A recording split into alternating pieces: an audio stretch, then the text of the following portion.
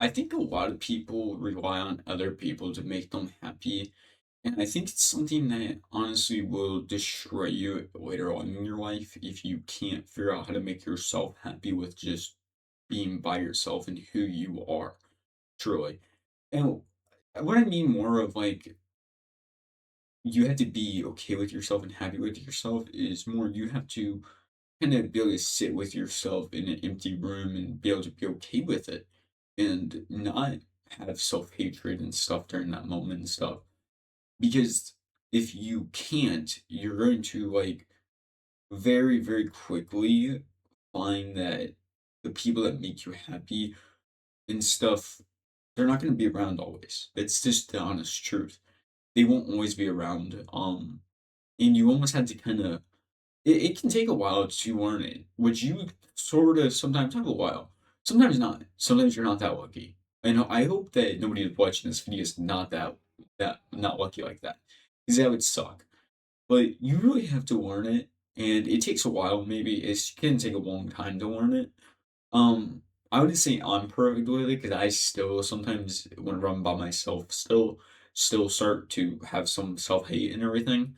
But more than like over the past few years, I think I've learned more of how to be okay with myself and just I guess more of like whenever I changed myself. I was super big and everything, and I just kind of hated myself for a long time because of that. And I thought everybody else hated me too for a while because of that. And it really made me distance myself. But into that, that's where I kind of started losing weight. I was like, man, I actually am okay with myself and stuff.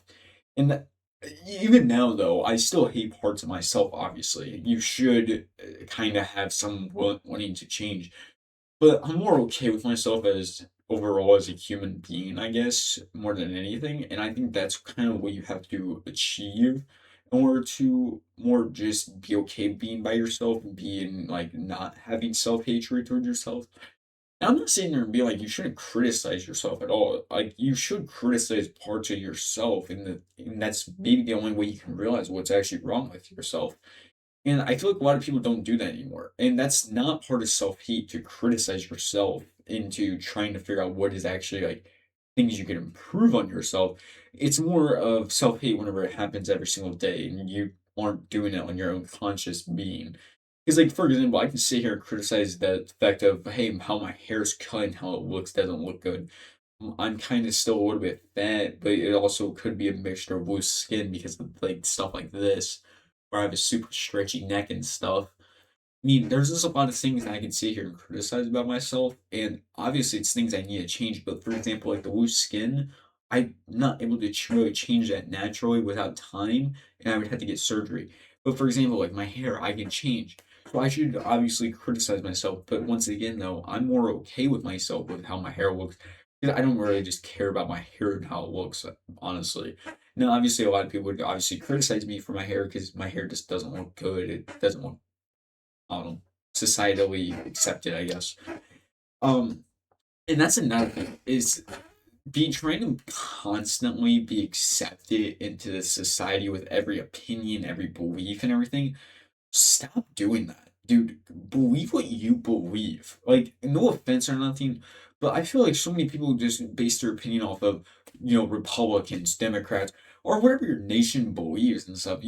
So many people I see, like, go. You can sit there and say you're in the middle, but you're not really if you can't agree with one side ever, or like both sides ever. If you only agree with one side, you're obviously heavily that side. And I see that with a lot of people that sit there and say that they're middle, is they might agree with one opinion from the other side, but the rest is the other side. And obviously, that does make you a little bit more of a moderate, but not really. I feel like being in the middle is more of like, hey, I have agreements on both sides on multitudes of issues.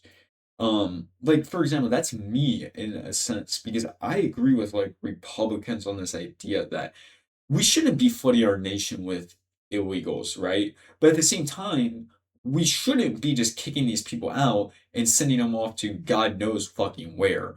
Maybe just like, try and get the people that haven't committed any crimes, citizenship. kick out the rest that are criminals. No offense or nothing. If you came to the United States and like robbed the place, you should be going back. I'm just saying you're saying. And I probably would get canceled for saying that now, but I'm just saying, being honest and everything. Like, I agree with the idea of we shouldn't have illegal immigrants flooding our nation, but we should also not be kicking everybody else back because, once again, their nations are dangerous. And that's kind of the whole thing behind it is I feel like that's kind of something. You kind of need to stick on your own beliefs in order to have some type of like self, yes, love. If you have a very strong belief and you change your belief because society is changing with time, you're kind of giving up a part of yourself. You're kind of giving you're kind of, instead of going against the river, you're finally letting the river take you, and that's not always a good thing. Obviously, if the belief is popularized right now and that's what your belief is, go for it, right? But don't give up your belief just because it's starting to get less popularized. If you have a true belief that you believe is correct, like for example, Christianity, a lot of Christians I know will sit there and say, even if Christianity started to get massively persecuted, I would not stop being a Christian because that is something that makes them them. They are a Christian.